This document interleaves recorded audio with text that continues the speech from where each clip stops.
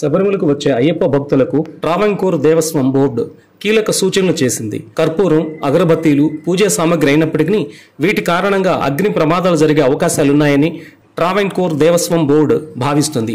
ఈ నేపథ్యంలోనే సన్నిధానంలో అగరబత్తీలు, కర్పూరం వెలిగించడానికి అనుమతి లేదు. దీంతో ఇరుముడి కట్టులో భక్తులు తీసుకొచ్చే సరుకుల్లో ఎక్కువ భాగం వృధాగా పడి ఉంటున్నాయి. ఈ పరిస్థితిని నివారించేందుకు దేవస్వం బోర్డు భక్తులకు ఇరుముడిలో ఇవి తేవద్దు అని తెలియజేసింది. కాగా ఆలయ ప్రధాన తంత్రి రాజీవర్ ఇరుముడి కట్టులో అగరబత్తీలు, కర్పూరం వంటి వస్తువులను తొలగించాలని దేవస్వం బోర్డుకు లేఖలు రాశారు.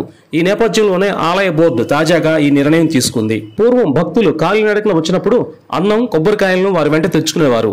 ఇప్పుడు అన్ని చోట్ల ఆహారం దొరుకుతుంది కాబట్టి ఇరుముడి కట్టుతో వచ్చేవారు కొంచెం బియ్యం తెచ్చుకోండి, వాటిని శబరిమలలో సమర్పించవచ్చు అని ఆ లేఖలో పేర్కొన్నారు. మరోవైపు మండల పూజ సమయంలో శబరిమల దర్శనానికి వచ్చే భక్తులకు స్పాట్ బుకింగ్ పైన స్పష్టతనిచ్చింది.